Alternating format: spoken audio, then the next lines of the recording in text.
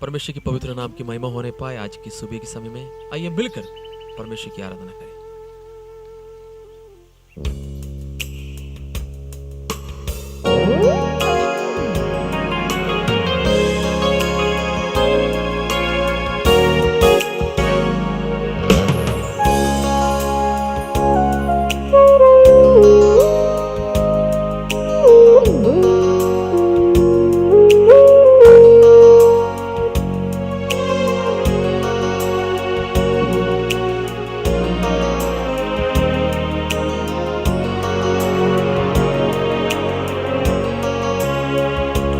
सब भलाइयों का, सब दानों का श्रोता प्रभु यीशु मेरा।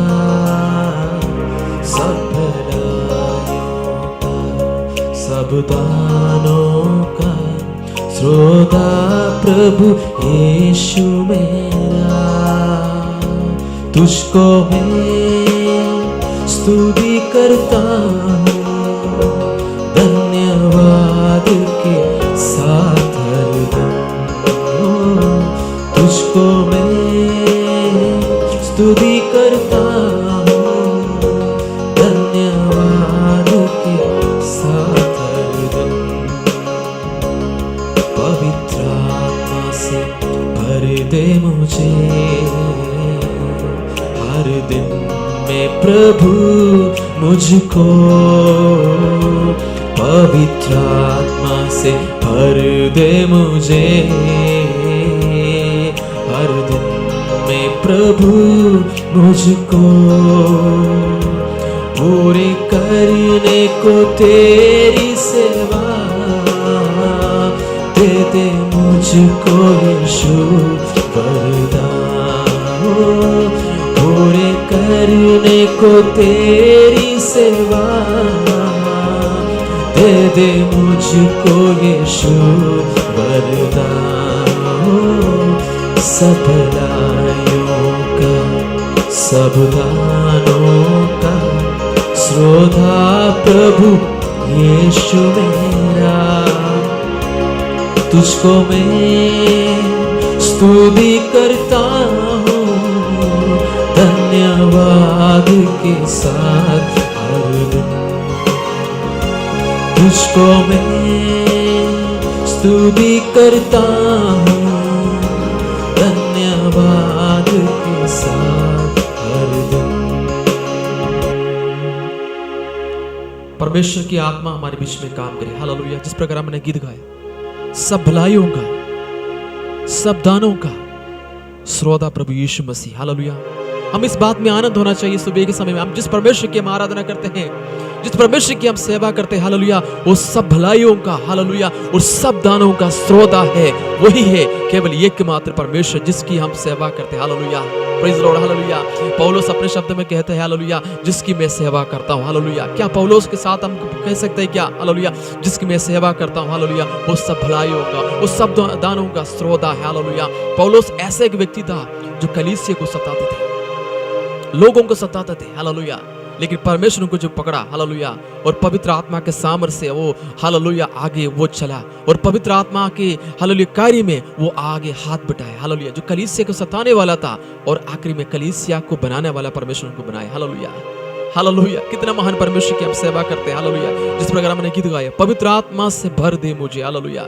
जिस व्यक्ति पवित्र आत्मा से भरकर चलता है, हालेलुया, उसका जिंदगी लाइफ बदल जाते है। हालेलुया। स्तिफानुस को देखिए। हालेलुया। स्तिफानुस के एक ही प्रचार में, हालेलुया, वो सच्चाई का प्रचार किया। हालेलुया। वो जब उनके बारे में बाइबल में लिखा है, हालेलुया, परमेश्वर उनको सताव, उनके विरुद्ध लोग जब खड़े हुए थे, हालेलुया, सताव के बीच में जब पत्थर मार रहे थे, हालेलुया, वो स्वर्ग क्यों देखा। हालेलुया। वही व्यक्ति वो देख सकता है जो परमेश्वर से, पवित्र आत्मा से भरा हुआ व्यक्ति। हालेलुया। चाहे सताव आने दो, पथराव होने दो, लेकिन वो पीछे नहीं हटेगा। हालेलुया। क्योंकि वो व्यक्ति पवित्र आत्मा से भरा है। हालेलुया। आज सुबह के समय में मुझे और आपको भी पवित्र आत्मा से भरने की आवश्यकता है। हालेलुया। यदि कोई पवित्र आत्मा से भरने के लिए चाहता है, मेरे साथ इस गीत को गा सकते हैं। पवित्र आत्मा से भर दे मुझे हर दिन में प्रभु मुझको पवित्र आत्मा से भर दे मुझे, हर दिन में प्रभु मुझको पूरे करने को तेरी सेवा दे दे मुझको यीशु वरदान, पूरे करने को तेरी सेवा दे दे मुझको यीशु वरदान.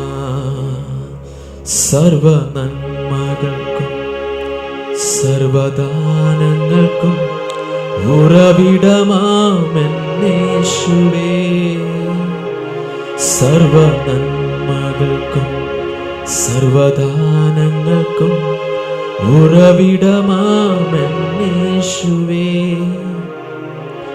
അങ്ങേ ഞാൻ സ്തുതിച്ചിടുന്നു ദിനവും പരനെ നന്ദിയാ, അങ്ങേ ഞാൻ സ്തുതിച്ചിടുന്നു ദിനവും പരനെ നന്ദിയാ, അങ്ങേ ഞാൻ സ്തുതിച്ചിടുന്നു ദിനവും പരനെ.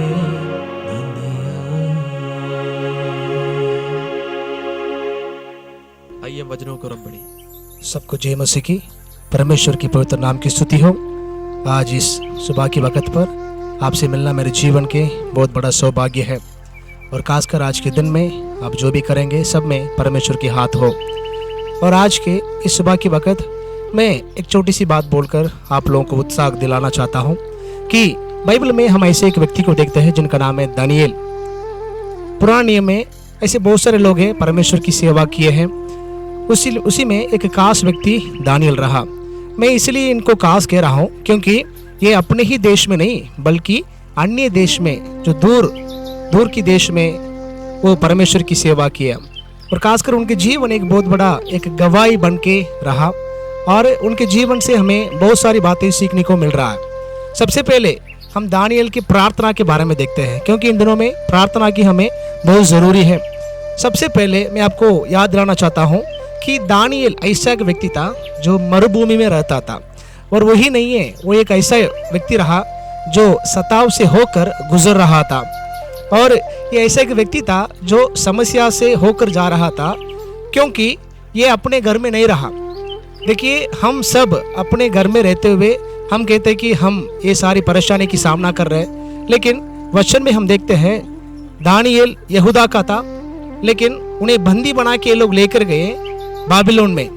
फिर वहाँ जाने के बाद उनके जीवन में बहुत कुछ हुआ है, और उनके आमने सामने कोई माँ बाप नहीं रहे, कोई रिश्तेदार नहीं रहे, फिर भी ये मसीह में दृढ़ होते रहा, परमेश्वर में वो बढ़ते रहा.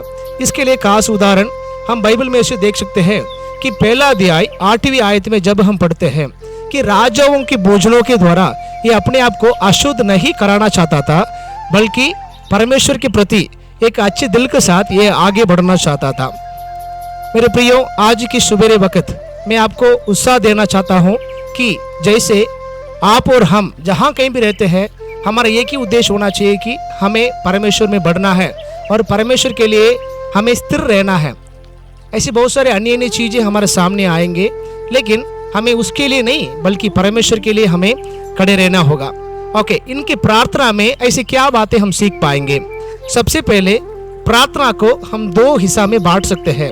एक प्रार्थना ऐसा होता है जो हमारी जो अवस्था हमें करने को कंपल करता है, व्यवस्था करता है कि आपको प्रार्थना करना ही है. आपको एक उदाहरण बताता हूँ. बाइबल में पहला शामुएल की किताब पहले अध्याय में एक स्त्री के बारे में हम देखते हैं जिनका नाम है हन्ना. अब सबको तो इस कहानी के बारे में तो पता ही है, लेकिन आपको बस मैं एक बात बोल के आगे बढ़ना चाहूँगा कि वो ऐसे के समय में पहुंच गई जब कोई सहारा नहीं रहा, यहाँ तक उनके पति भी उन्हें तसल्ली दे नहीं पाए. फिर उनके जब बच्चा नहीं रहा था तो वो परमेश्वर की उपस्थिति में जाके वो खुद जाके एक कंपल्शन की वजह से उनके ऊपर जो दबाव था, दबाव के कारण वो प्रार्थना करने लगा. ये पहला तरीका का प्रार्थना है. कई सारे लोग हम अपने स्थिति को मन में रखते हुए इसी प्रकार प्रार्थना में हम आगे बढ़ते हैं कि प्रभु जी मुझे ये चाहिए, प्रभु जी मुझे वो चाहिए। हम तो हमारी जो सिचुएशन को देखते हुए प्रार्थना करना एक तरह की प्रार्थना होता है, लेकिन दूसरा एक और तरह की प्रार्थना होता है जो प्रार्थना करना चुनता है कि मुझे प्रार्थना करनी है, मुझे अपने परमेश्वर के साथ के रिश्ता में बढ़ना है। प्रार्थना परमेश्वर से कुछ पाने के लिए नहीं, बल्कि परमेश्वर में बढ़ने के लिए, परमेश्वर के साथ के रिश्ता में अपने आप को जोड़ने के लिए किया जाता है। मत्ती 6वें अध्याय 33 आयत में इस प्रकार लिखा है, पहले परमेश्वर के राज और उसके धर्म की खोज करो, बाकी सारी वस्तुएं तुम्हें मिल जाएंगे। हमारे जीवन के सबसे पहला महत्वपूर्ण स्थान परमेश्वर को खोजने के लिए हमें देना जरूरी है। इसी बात को हम दानियल के जीवन में देखते हैं कि he was not compelled to pray but he was chose to pray, he chose to pray।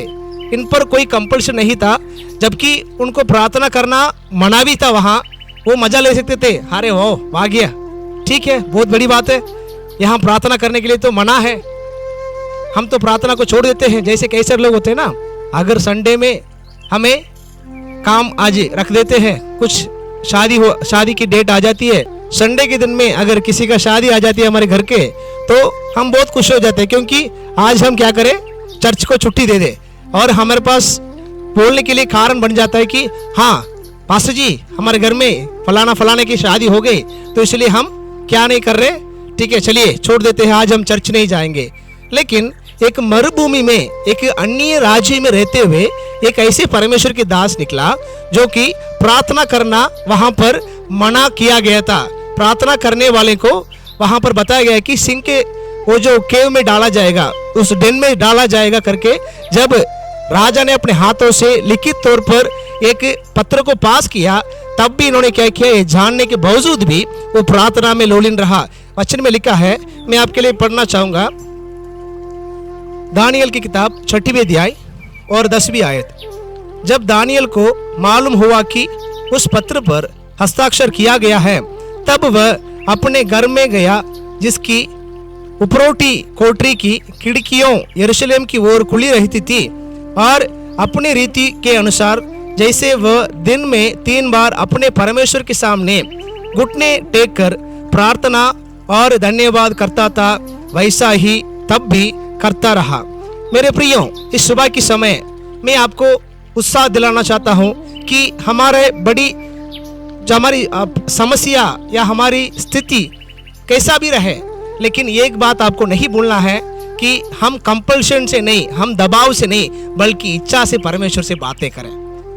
सुबह की वक्त जैसे आप काम के लिए निकलेंगे, जैसे आप अपने स्कूल के लिए जाएंगे, जैसे आज के दिन को आप शुरू कर रहे हैं, मैं आपको दानियल के जीवन से एक उदाहरण के तौर पर बताना चाहता हूं कि प्रार्थना दबाव से नहीं बल्कि दिल से होनी चाहिए। तो आज के दिन में आप आगे बढ़ते रहिएगा। हो सके इस प्रार्थना की वजह से आपको कुछ बातें सहना पड़े, लेकिन मैं आपको एक बात बताना चाहता हूं कि जब दानियल ने निर्णय लिया कि मुझे परमेश्वर की उपस्थिति में बैठना ही है, मुझे परमेश्वर से प्रार्थना करना ही है, जैसे 3 बार वो पहले करता था वैसे ही वो कर रहे थे। जैसे ये आगे बढ़ते गया उनका दिन में तो मतलब ये बात पक्का बैठ गया कि भले मेरे साथ कुछ भी हो जाए, मुझे प्रार्थना करना नहीं छोड़ना है। और इसके लिए कुछ नतीजा को भी उन्हें सामना करना पड़ा, लेकिन वो कभी दुख नहीं हुआ। उन्हें मालूम था मैं इंसान को खुश करने के लिए नहीं, अपनी ज़रूरतों को पूरा करने के लिए नहीं, बल्कि परमेश्वर के साथ रिश्ता में आगे बढ़ने के लिए मैं हर दिन प्रयास कर रहा हूँ। हमारा प्रयास सिर्फ और सिर्फ मसीह में बढ़ने के लिए होना चाहिए। और हम जैसे दानियल के जीवन में देखते हैं, उस प्रार्थना के बाद उनको सिंह के गुफा में डाला गया और राजा भी दुखी थे, इनको अंदर डाल दिया गया। फिर रात भर सिंह इनके पास नहीं आए, शेर देखते देखते बैठ गए। फिर अगला दिन जब सवेरे राजा आके पूछा, हे दानियल, जिस परमेश्वर की तू आराधना करता है, क्या वो तुझे बचा सका? दानियल ने उनको जवाब दिया, हाँ राजा, मेरे परमेश्वर मुझे बचा लिया, मेरी सुरक्षा किए। आपके प्रार्थना के वजह से आपके जीवन, आपके परिवार के जीवन, आपके बच्चों के जीवन, आपके बच्चों के भविष्य में परमेश्वर बहुत बड़ा एक प्रभाव को लाते हैं। और जैसे आप दिन प्रतिदिन आगे बढ़ेंगे, परमेश्वर आपसे खुश रहेंगे, आप भी परमेश्वर में आनंदित रहिए। इस वचन के साथ मैं आपके लिए प्रार्थना करना चाहता हूँ। आप अपने आंखें बंद करिए, जहाँ कहीं भी आप हो, आप अपने आंख को बंद करिए। हम प्रार्थना करेंगे कि प्रभु जी, इस अच्छे दिन के लिए हम धन्यवाद करते हैं। जैसे हमने वचन से देखा है, दो प्रकार की प्रार्थना होती है, एक दबाव से होने वाली प्रार्थना और दूसरी तरह हम दानियल के जैसे जो कठिनाई में अपने परिस्थिति को ना देखते हुए जो करने वाला, इच्छा से करने वाली प्रार्थना जो दिल से होती है, ऐसे प्रार्थना करने वाला हम सबको बनाइए। प्रार्थना हमारे अंदर से निकल नहीं पाए, किसी की दबाव से नहीं, बल्कि हमारे अंदर से ऐसे प्रार्थना निकले जो आपके करीब हमें लेकर आ जाए। प्रभु जी, जितने लोग मेरे वचन को सुन रहे आज इस सुबह की वक्त, उनके जीवन में एक बहुत बड़ा बदलाव आने पाए और आने वाले दिन में प्रार्थना के जीवन में और आपके नजदीक, आपके करीब आने में परमेश्वर आप सहायता करें। सारी आदर महिमा आप ही को सम्मानित करते हुए इस दुआ को हमारे उद्धारकर्ता प्रभु यीशु मसीह के नाम से होकर हम मांगते हैं। आमीन, आमीन। God bless you all. Thank you.